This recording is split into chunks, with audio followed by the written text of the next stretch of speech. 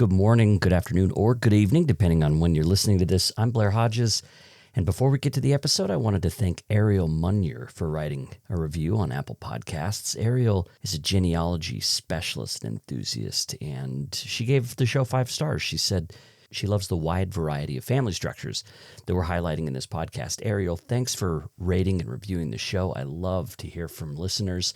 If you haven't done this yet, and I know you probably haven't, because out of the thousands of listeners, we only have about 30 or so written reviews, go to Apple Podcasts and write something up real quick. Tell me an episode that you liked, or maybe say something about an episode you'd like to hear. And then take it one step further and recommend an episode to a friend. All right, let's get to it. Not every choice a woman makes is a feminist choice. In fact, a lot of women make choices that are actually extremely hurtful and detrimental to feminism and to women in general.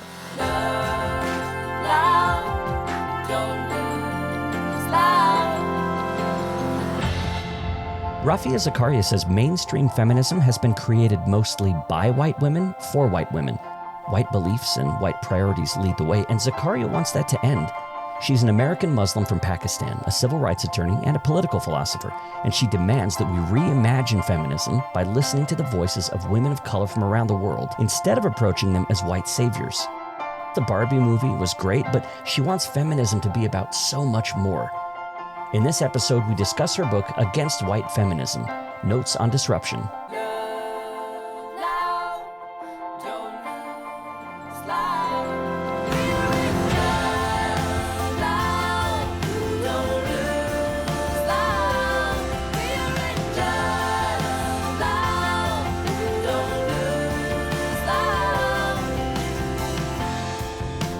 White feminism isn't so much about skin color as it is about a mindset.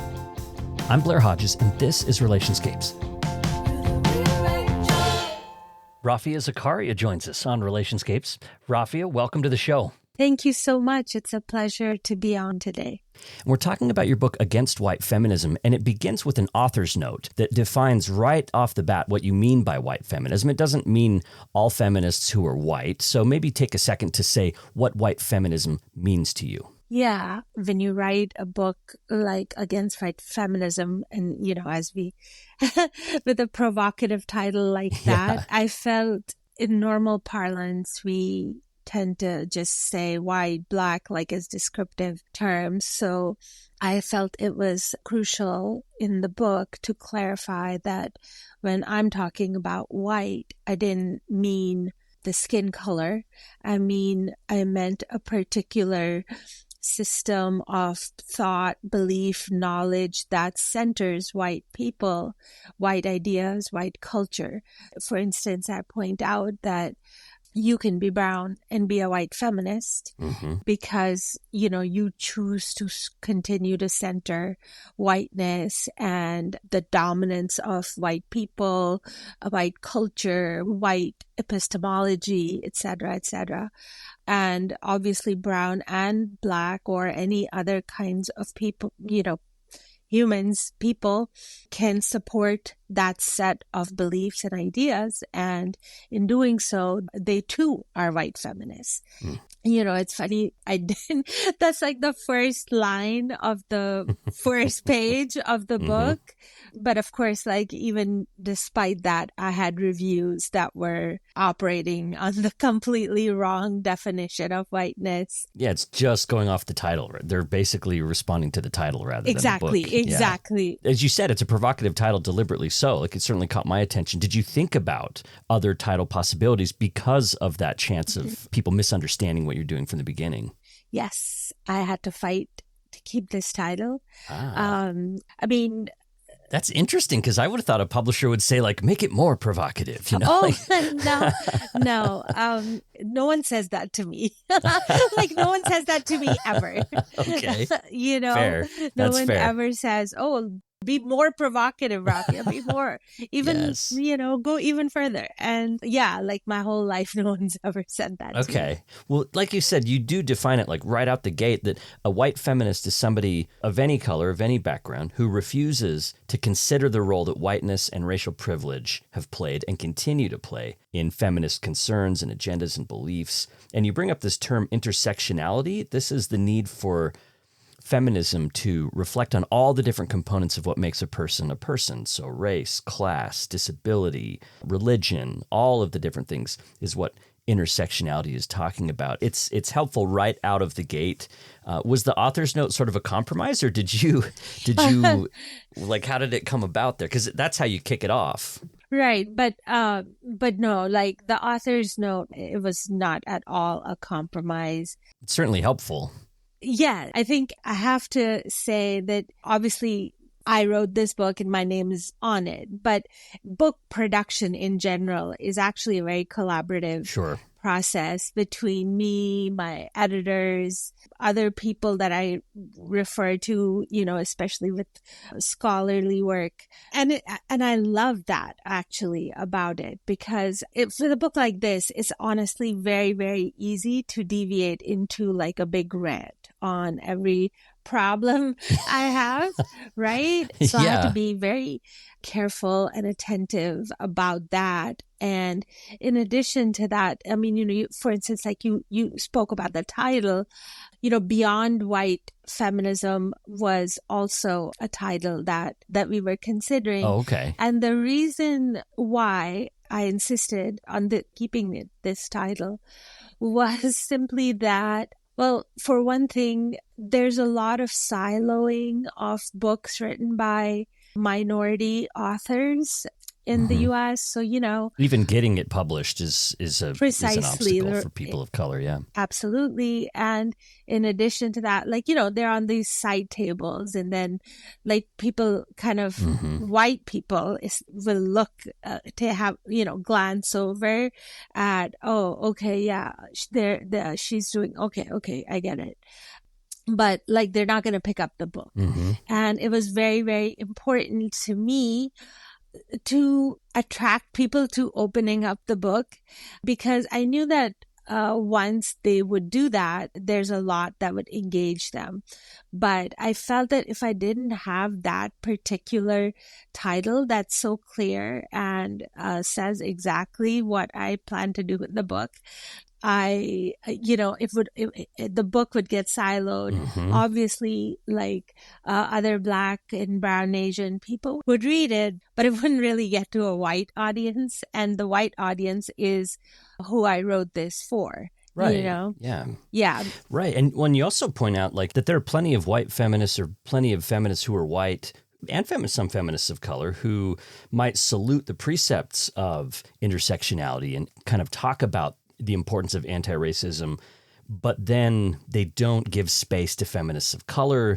Those intersectional ideas don't end up informing the actual work that they do. So there's kind of sometimes a surface level acceptance of intersectional feminism that then doesn't actually play out in practice. And so your book having against in the title, I think really signals this is a proactive approach. This is a proactive way to change practice, not just theory. Both of those things are important in your book, but practice is important to you. Absolutely. Intersectionality, of course, is kind of the defining theoretical precept of the book.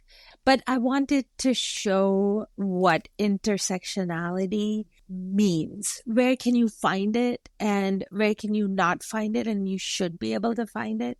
To be really honest, I feel like there is amazing, excellent work on all these topics: intersectionality, feminism, even white feminism within the academy. But those ideas don't necessarily come out into the intelligent layperson's view. And it's unfortunate, but that's what I wanted to change. I wanted to show how those ideas affect everybody. I wanted basically any person, or even and particularly any women who pick up the book, to understand that they are interacting with this either by being complicit or being subject every single day. it's not like something they can kind of think about when they're having like a passionate moment about politics or whatever. It's everywhere. It's in their work environments. It's in the news they consume. It's, how they decide to plan out their life, everything. So in my own life, I have, as the book, it narrates many, many examples and incidents that I faced, but most of the time as a brown person or a Black person, it's like you're trying to fit into a compartment that really wasn't designed for you. And that's a constant sort of stress that people who are not white carry in this culture. But in my experience, when I've been sort of confronted and like something happens, like a moment where a white feminist is like, oh, you must be so oppressed. You're like Muslim and brown, or says something very typically white feminist, you don't have a response like in that moment, even though that moment happened in like iterations many hundreds, thousands of times over my life. And so I wanted this book to be the book that I could hand someone like that so that they would understand why their method of interacting was condescending and, compartmentalizing. That makes me think of, in your introduction, kind of the first story that you tell. You take us to this really trendy bar in Manhattan, and you're meeting with these 5 women, these feminists. They're all intellectual, they're writers and journalists and publishers, and all of them, except for you, are white. And there's some laughter and some small talk, and, people are kind of trying to feel out the room and figure out how the conversation is going to go. And somebody turns to you and asks you this question, and you say, this is a question that bothers you so much. They say, so what's your story? Talk about why that question would bother you. That one incident is, like I said, one of many similar iterations. And the reason I told that story is because I wanted to sort of model both like alienation and shame. As I say in the book, I have had a very, how should I say, distinct or different kind of life. I had an arranged marriage when I was 17. That's how I came. This was in Pakistan, right? In Pakistan, in Karachi. Yeah. Even though my ex-husband was, he actually grew up in the U.S. He's Pakistani in terms of ethnicity, but he is not really actually. Anyway, but the point being is that that's how I came to the country, and then I had to make some very difficult decisions to kind of break cycles of, what in my family has been generational trauma of abuse and domestic abuse. And so I ran away I had a daughter, and, like when I was 23 or 24, I literally picked her up and ran away to a shelter and rebuilt my whole life in the US, and then like, obviously, like I said, I lived in a shelter. I put myself through law school. I worked like numerous jobs, but, and I realize, I'm not saying that people don't admire my courage and stuff like that when I tell this story. But in that context, I was telling the story because what it does is separate the women who live out feminism in a frontline sense of having to deal with this and having to deal with these issues and survival issues, and women who kind of, are the media figures talking about feminism on TV, on radio, in different kinds of contexts. And I felt that the way those two universes were operating, like, in the story, for instance, I say, like, if I tell the whole story, it's gonna like, so, everyone is like, yes, you're brave. They think you're brave, but you're also like unrelatable then to them. Yeah. You say this cult of relatability is a term that you use, that like to get into that space and be acceptable, that you have to be relatable. And if you're not, then there's this separation between you. Right. And that is precisely what excludes so many women from within or from any kind of interest in feminism is because the entire space gets occupied by very articulate, self-styled feminist experts, and then they do all the talking. So yeah, I mean, this cult of relatability is an unexamined sort of moral category in the US, right? Like, or anywhere else. Like, people say, okay, well, yeah, I mean, it's not my fault that I can't relate to that, or I can't. But the issue, when it comes to racial difference, is that they don't understand that the rest of us, everyone who's not white, is having to, fake it because of that cult of relatability. So, what I would, for instance, say is that there is a moral value and weight to your preferences. And the fact that you are never trying to befriend someone who's Black or brown, I mean, that's a problem. That's a huge problem. And within feminism, it's a very big problem because it means that, you've got an entire universe of feminist ideas, beliefs, struggles that are completely sort of sectioned off.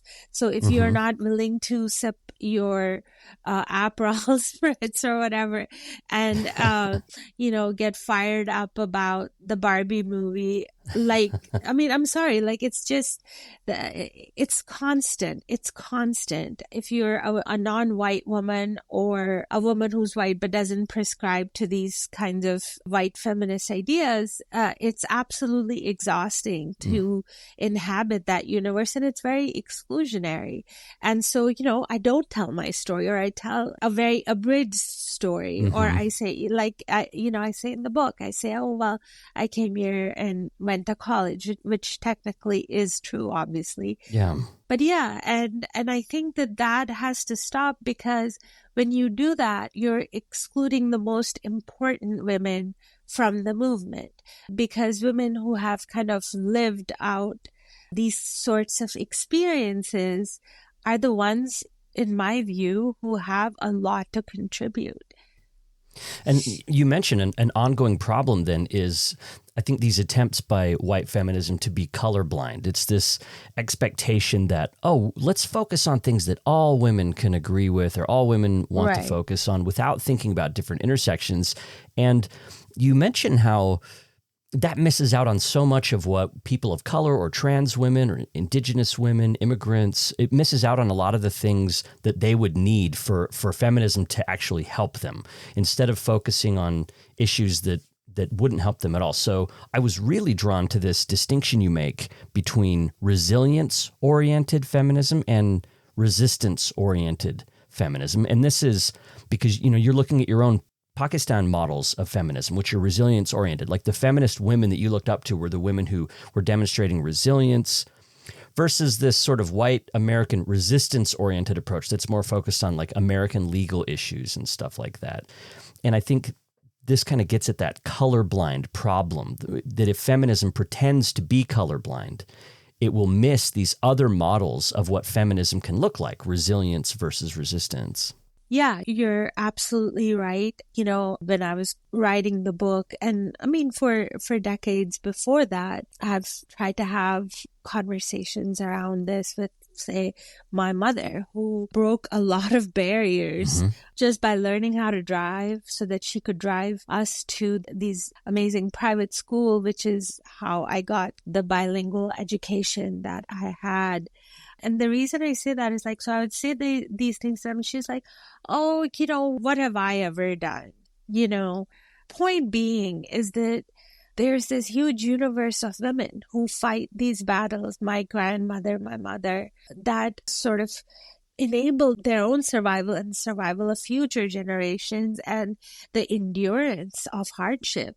And there's tremendous strength in that. And there is absolutely no understanding, exactly like you said, of this resilience-oriented feminism. And I wanted very much to draw that in to the discussion because, look, the reason why for instance, feminist history starts with first wave feminism and the suffragists, is because if you have a lens that only picks out things that are, say, red, you're just not going to see all the other colors because you're just attuned to that one kind of feminism. So that would be resistance, rebellion-oriented feminism that I talk about in the book.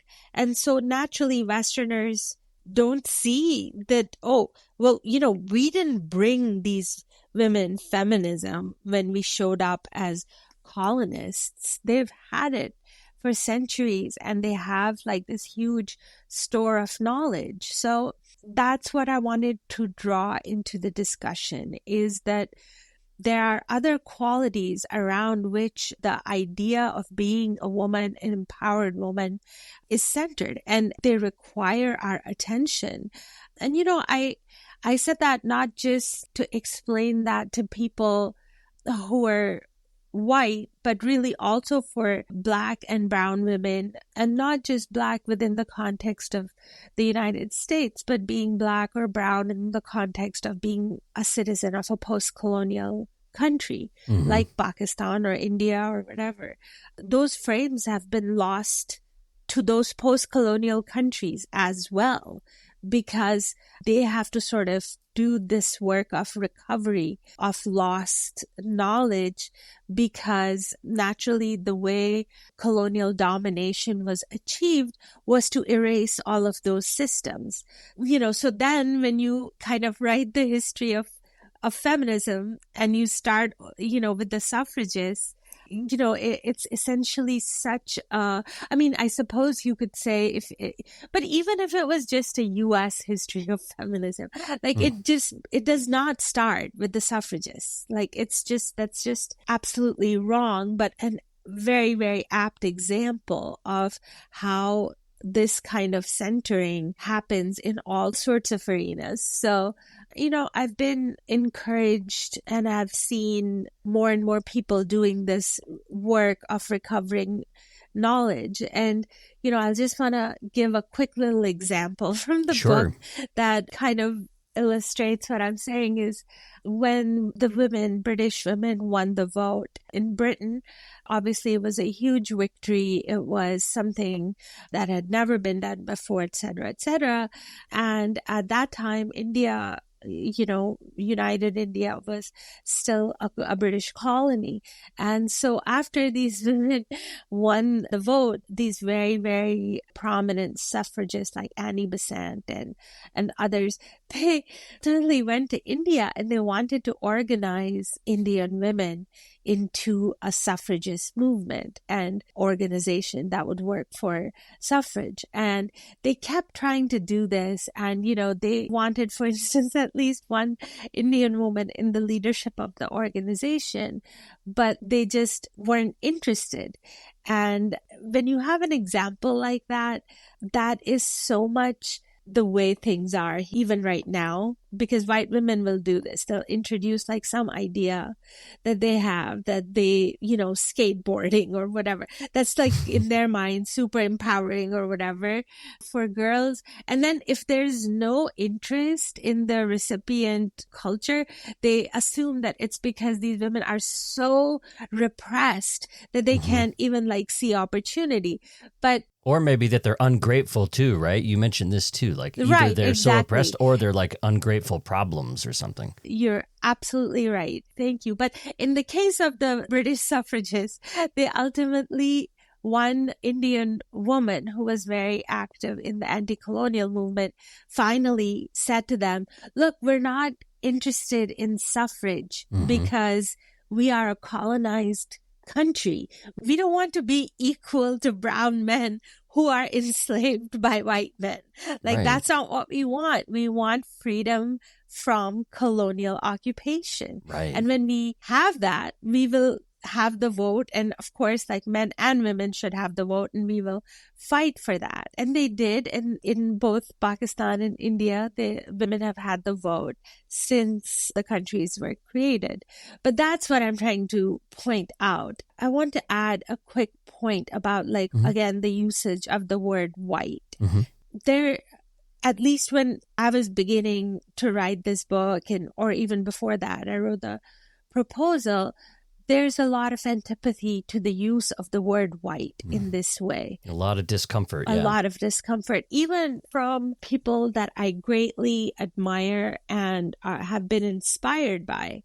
In that sense, there have been some kind of, rapid changes in the understanding and use of the word, but they didn't want the usage of the word, and it's the usage of the word that is actually crucially important, because when I use white in this sense, is what I'm trying to do is make whiteness visible. Right? Mm-hmm. Because what is done is that there's an assumption that the sort of default mode of society is white. Is white culture, right? Is white culture, but white people will not admit that that's white culture. No, that's just baseline. That's just the regular stuff. Right, exactly. That's the word. That's exactly the word I was searching for is baseline. So you call it white and it becomes apparent. It's like that. I think that's where the discomfort comes from is, oh no, this is a thing. This is a category, not a universal thing. Yes, precisely. That's exactly what I mean. Yeah. So if you don't do it, people don't start to think about it. Right. And in some ways, at least the project of this book was even just to read this so that you will look at the world differently if you read this book, sure, with an open mind. And that change in perspective is what I felt that it was very, very important to point out and fight for. Well, people that read the book will see a lot more of the history that we kind of touched on a little bit of the feminist movement, kind of this white savior complex that happens where white women are exporting kinds of feminism to other countries that are driven by white concerns and white issues that don't really translate across culture. They're not involving women of color and feminists of color in those conversations. You've got all kinds of examples like the chicken scheme, the stove scheme, these ways of trying to help that weren't actually helpful at all. So I want people to check out the book and get some more of those examples. But for the sake of time, I wanted to talk about empowerment now. And by the way, I'll remind people we're talking today with Rafia Zakaria. She's a Pakistani-American attorney, feminist, journalist, and author. You might have seen some of her work in places like The Nation, Guardian Books, The New Republic, Al Jazeera, and we're talking about her excellent book, Against White Feminism, Notes on Disruption. All right, Rafia, let's talk about empowerment. This really grabbed my attention. You talk about how the word empowerment became popular in the 80s by some Indian feminists who were thinking about social structures. They wanted improvements in education, in employment opportunities, in social services, a more just economy. So this is what they were thinking of in terms of empowerment. But today, especially in the United States, the word empowerment has come to be seen as this really individualistic thing. We see it with multi-level marketing, social media influencers, and the hashtag girl boss stuff. And empowerment has become much more capitalistic. So this is a complete transformation of how it began in the 80s as this sort of collective empowerment to this individualized capitalist empowerment. Yeah, like you said, it was Geeta Sen who was part of the Dawn Collective, which was a very grassroots Indian organization that came up with the word empowerment. And you're absolutely right, is that they defined it as the transformation of social, political, cultural institutions in a way that was just and equal, essentially. So it was a very broad definition of what it means to be a feminist in using that word empowerment. But one of the most crucial aspects of it was political awareness and kind of political transformation. And unfortunately, this word came out in the 80s, and this was kind of like the early years of the neoliberal occupation of everything into imagining every problem as a problem that could be solved through technocratic means and not really political transformation. Yeah, we can solve it with products. Exactly. And, like I say, the word went from, it started as this, then it was taken up by the transnational feminist community, the UN and stuff, and they kind of made it into a buzzword. And then, as I say, it became a Buzzword. which means that it's just nothing, and it can be the Barbie movie, my pink t-shirt, whatever. So, there was like a deliberate dilution of it. And the reason for that is that misogyny has conspired to keep women out of politics forever and ever. And I don't mean women out of politics as in the number of women in a legislature or even Congress. Not that that's not important, but what I mean by that, women, is that our political leaders do not feel compelled to lay out an agenda for, okay, this is what I will do for women, and speak to issues like childcare, speak to issues like maternal health. I mean, just so all of that stuff. One of the things that I think is unique about this book on this particular topic is that I'm not just talking about race relations within the United States or even within like the Western world. I'm also talking about the constant interface and exchanges that are taking place between people in the global North and people in the global South. That's through right. Either the internet or through aid organizations, through so many means, to travel, because I wanted to show that race relations impacts how the U.S. acts abroad, and white dominance didn't just limit itself to repressing Black and Brown and Asian people within the U.S. It's done the same sort of thing internationally in terms of our foreign policy.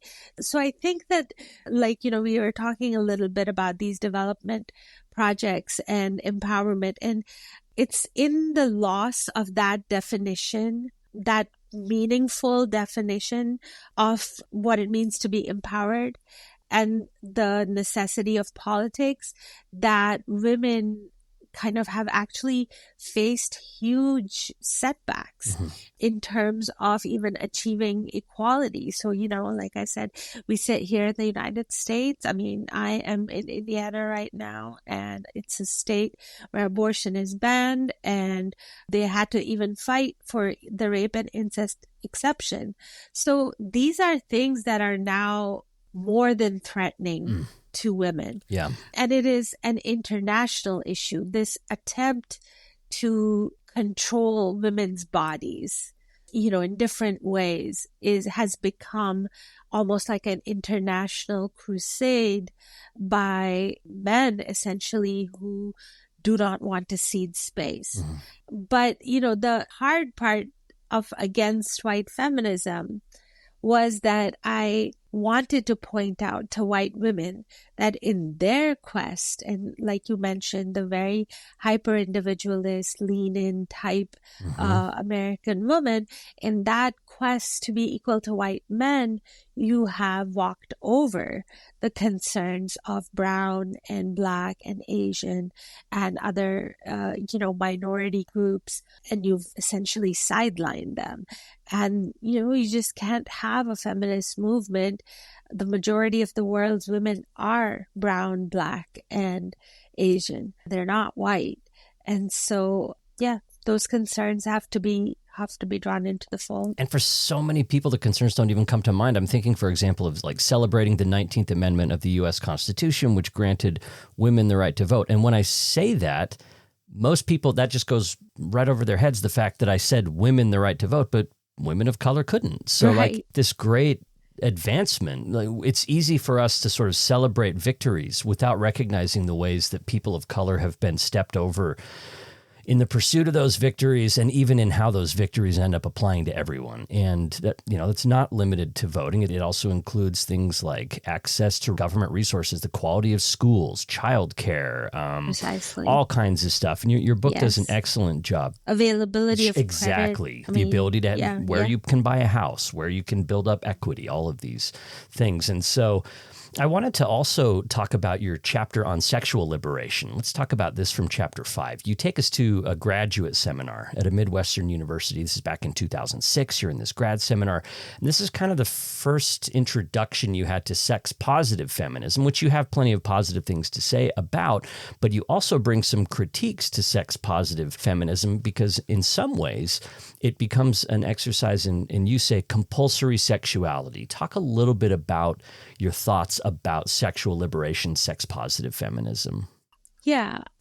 I always say this disclaimer, like before I start talking about this particular chapter, is that, I'm all for sex. I'm all for sexual freedom. I think women should have it. And like, there's no ifs, buts, like there's no question about it in my mind. However, what I was talking about was the centralization of sex and sexual freedom as the ultimate freedom that women can have. Mm-hmm. And as I explained, the reason that happened, I mean, in the 60s and 70s, there were two competing kind of strains of feminist activism going on. One was around the sexual revolution and, sexual freedom. And the other one was around the equality and the Equal Rights Amendment.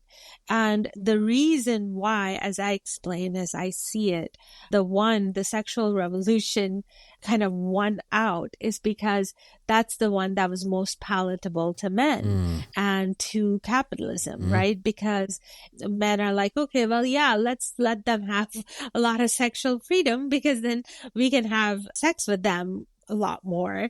And, like I said, manufacturers, etc., the companies, corporations saw opportunities to sell. So here's women, I'm going to be sexually liberated and therefore like I wear this or I, have this perfume or a whole industry, what I call cosmo girl feminism kind of emerged. So, the reason I tell that story is because this idea that the sexual liberation is the sum total of women's liberation, it has been very, very toxic for feminism. That, it's like a kind of hamster wheel that you have put women in. Is that, okay, well, I'm sexually free. And so I'm great. I'm free. And that's just not the case. And there are many, many other things that women who have sexual freedom cannot have. I don't critique it in the sense of like women shouldn't have bodily autonomy to do whatever they want or whatever. I was critiquing it as a paradigm because it has swallowed up the other parts of feminism, particularly the struggle for actual equality. So you have a situation where we still don't have it. But the other problem with centering sex-positive feminism, as you said, in terms of compulsory sexuality, is that it almost requires, if you want to belong to the feminist rank, so to speak, you're almost required to demonstrate or perform sexual freedom, right? So you're supposed to kind of be one of the 4 women from Sex and the City. And those are the 4 white templates that are offered to you. And I'm a total Miranda. No, I don't know. I'm just kidding. But this, that's the thing is that, and I've joked about it too and stuff, and everybody jokes about it. Yeah. But these kinds of ideas get ingrained into what we think is important and how we envision being a free woman. And I think that has actually hurt feminism, not just in terms of the fact that when you apply that frame, everything that doesn't fit into it is automatically discarded as not feminist. And also because there's actually more and more work being done on this now. Is centering sexual freedom is centering white upper class women in the United States. Who probably have better access to birth control. Yeah, or just have the leisure to kind of like, time to do it. Yeah. Right. And like I said, there's a book called American Hookup. The author, I think it's Lisa, but I'm blanking on the last name, but it's called American Hookup, and I highly recommend Lisa it. Because Wade. Yeah. Lisa Wade. It actually shows as a study, campus study of, who Hookup has culture, the most, yeah. right, exactly. And it is upper middle class white women, because others are like busy trying to, either work 2 jobs and go to college or have other considerations.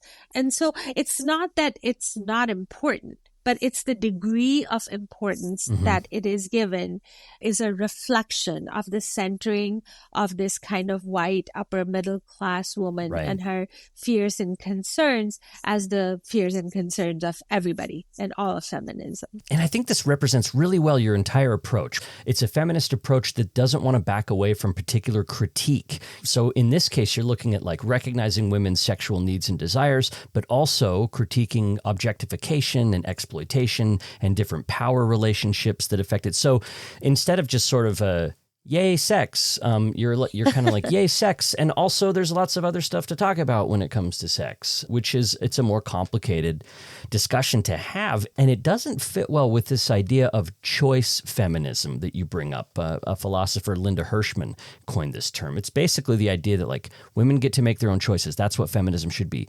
Everybody gets to make their own choices. On the surface, that sounds exactly right, but you also critique this idea. So what is it about choice feminism that you would caution people about?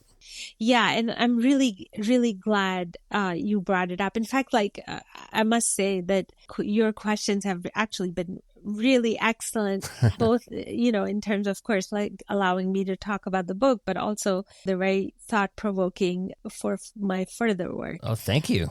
Yes. Yeah. But the choice feminism thing, I mean, it's the one thing that has driven me absolutely bananas about feminist ideas and thought over the years.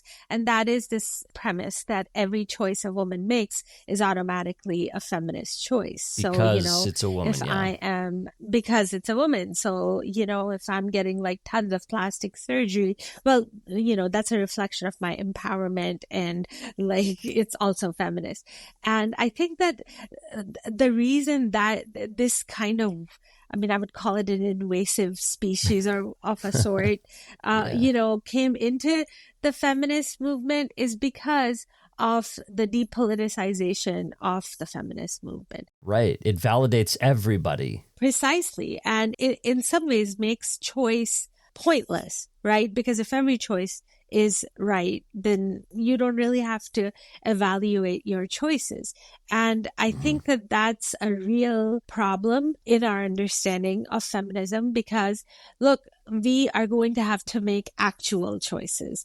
And no, not every choice a woman makes is a feminist choice. In fact, a lot of women make choices that are actually extremely hurtful and detrimental to feminism and to women in general.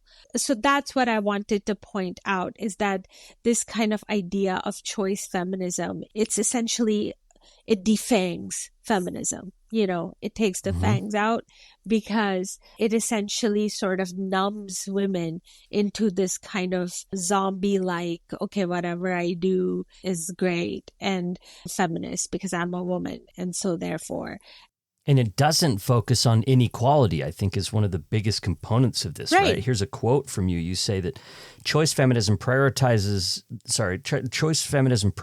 the needs and beliefs of white feminists based on individual choice, because constructing a collective and engaging in the political processes of consensus building and contesting various claims isn't suitable for their purposes. So it basically ignores the questions of structure and inequality in favor of whatever I feel like I want to do. Yes. And the reason for it is simple. It's that, building movements and building collective structures is a difficult thing. Sure. And it's particularly difficult in a country that's, so philosophically centered on individuality and individual liberty and freedom, which are amazing things and that I love.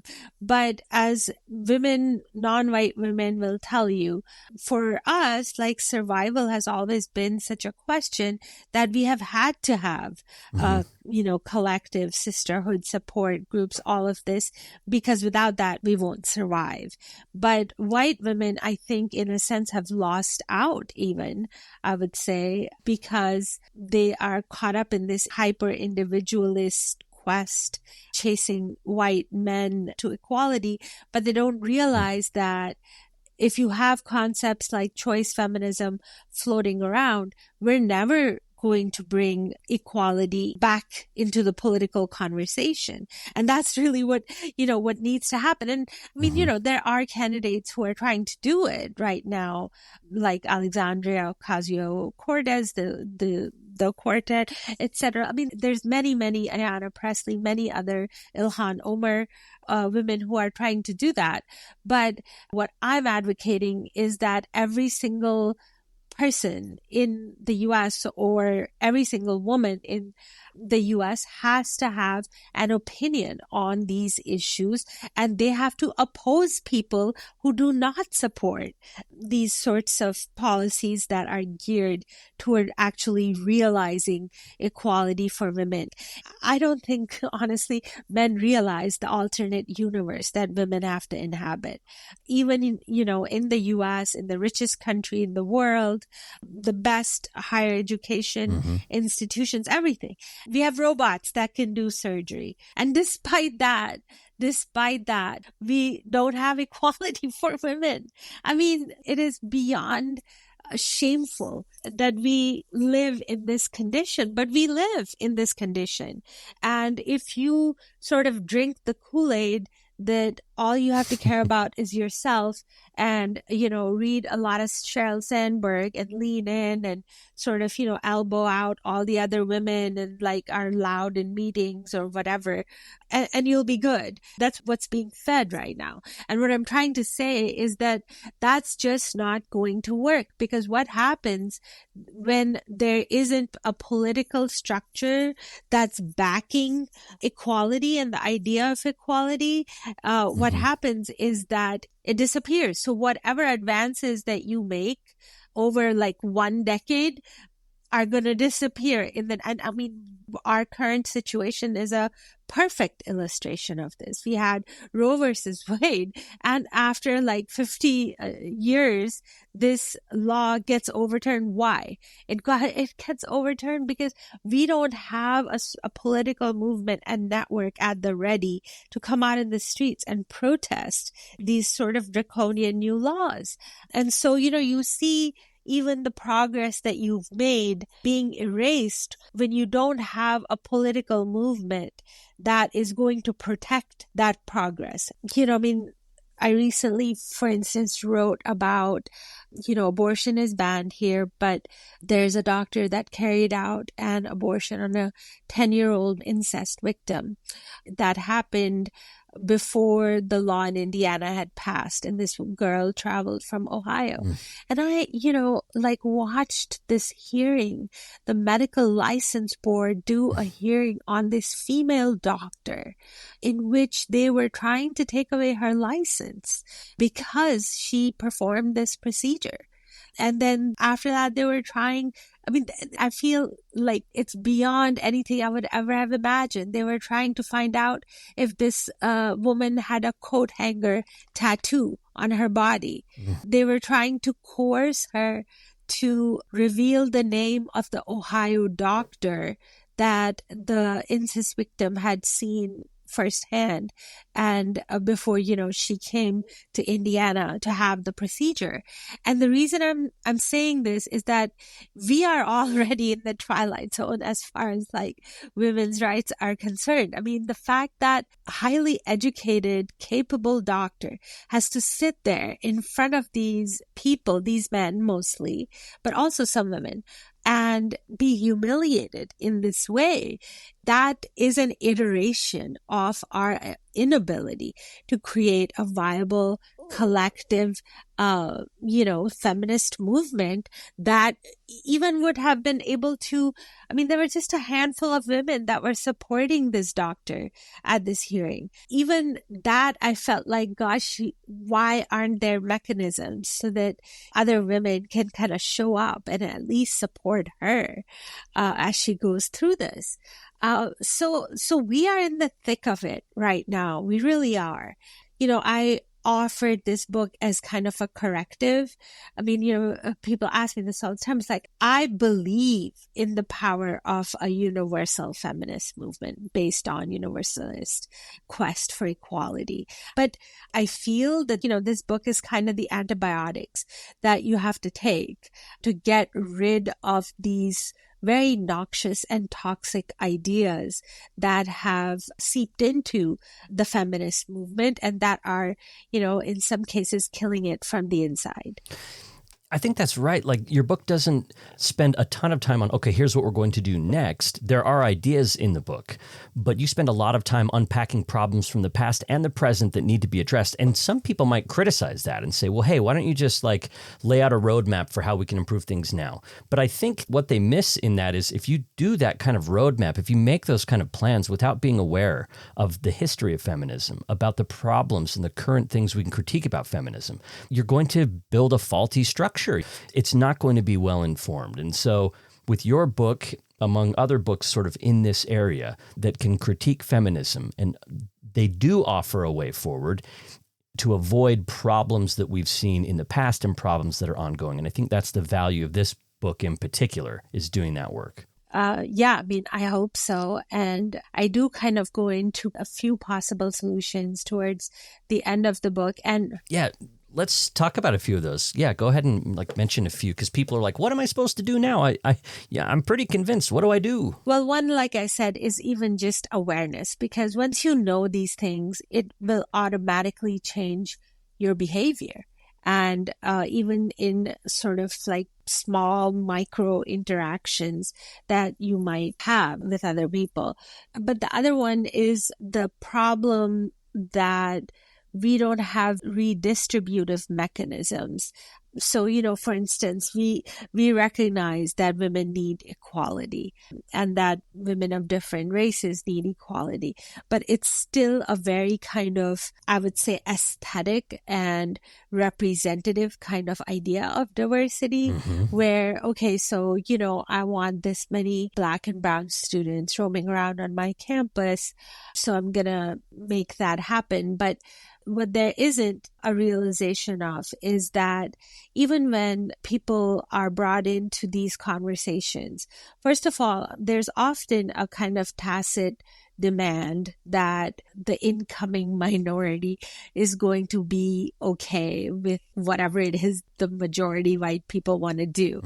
But there isn't a whole lot that helps those people to actually participate at an equal level, right? Because I'll give you an example. When I was elected to the board of a very large human rights organization, I essentially, had to attend all these meetings, and the organization does pay for those expenses.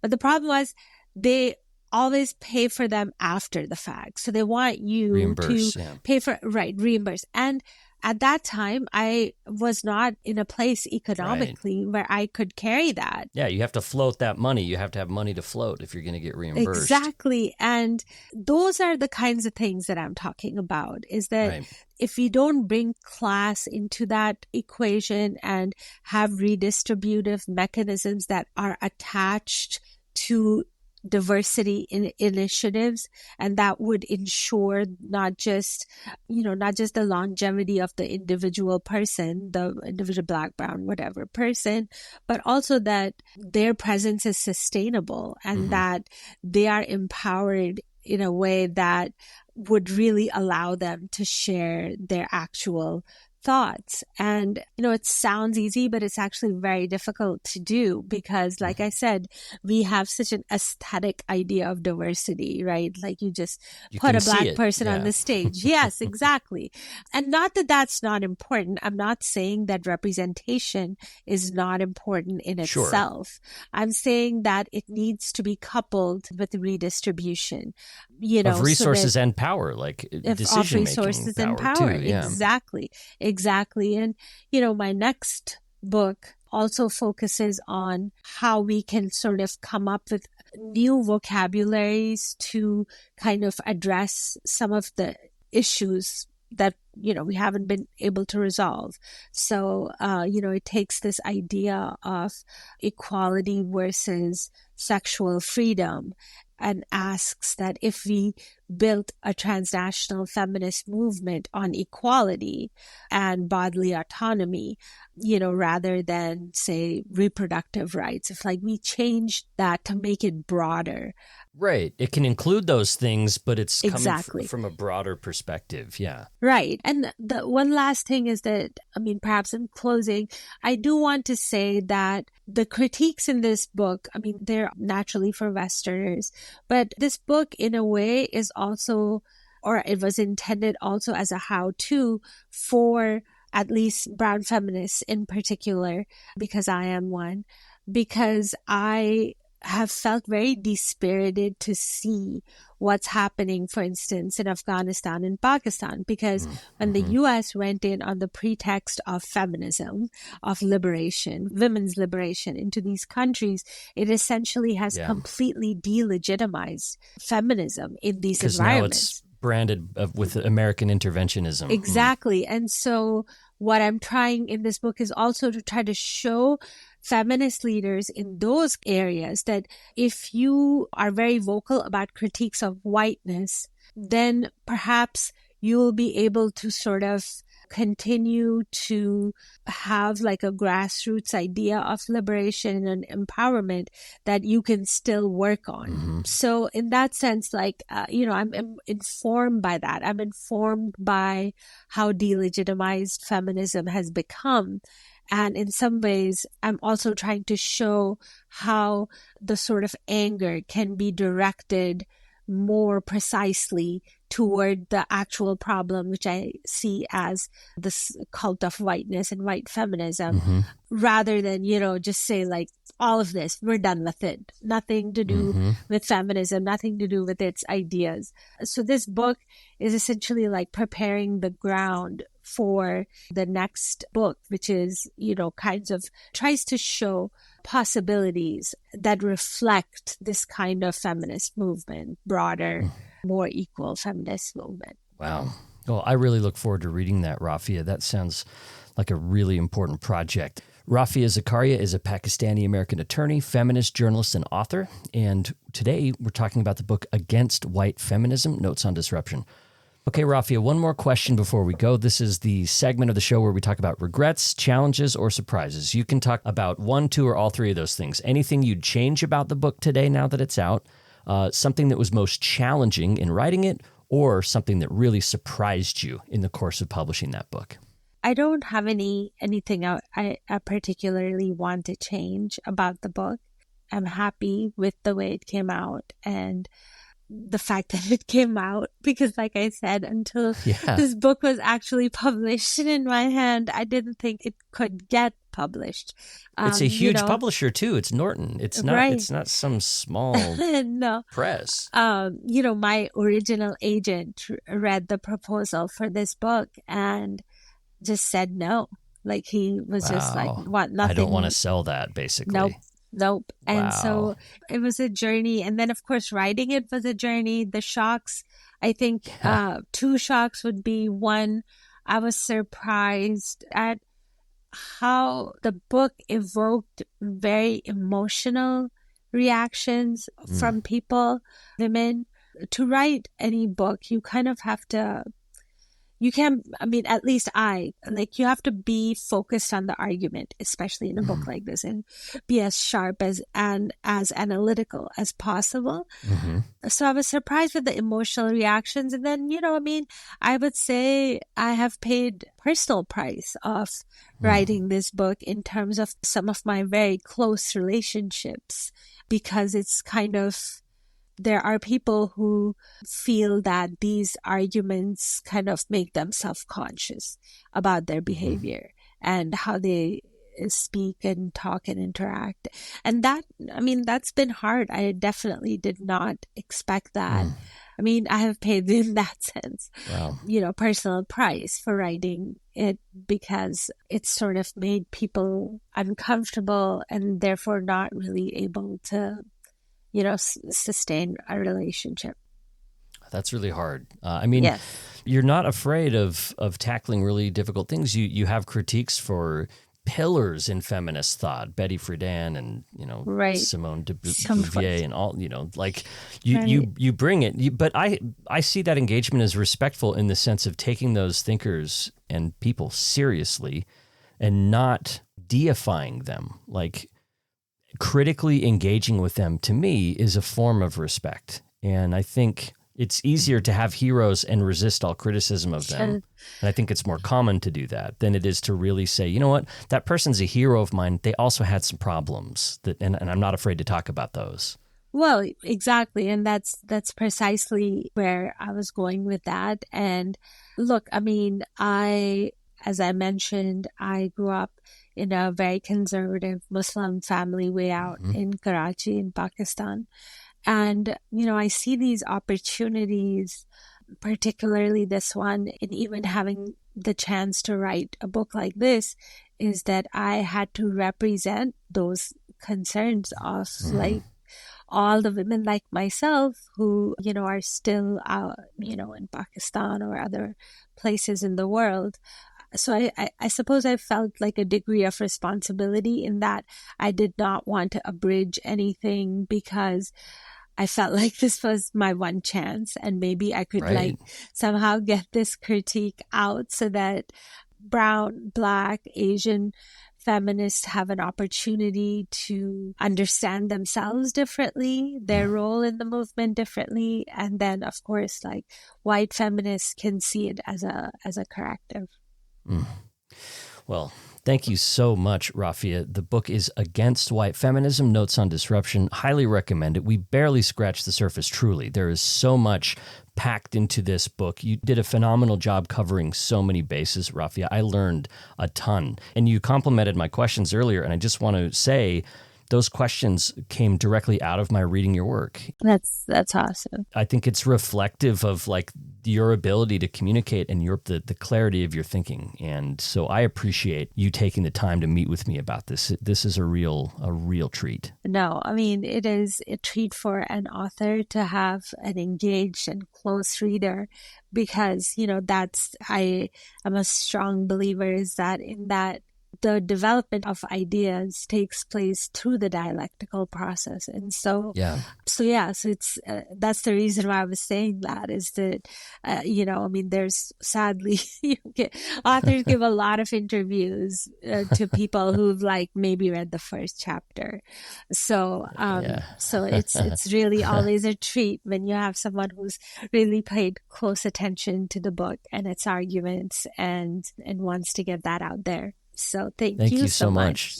Yep. Yes, thank you. Yay. Well, Rafia, we'll be watching for your next book, and thanks again for spending time with us. Thank you so much.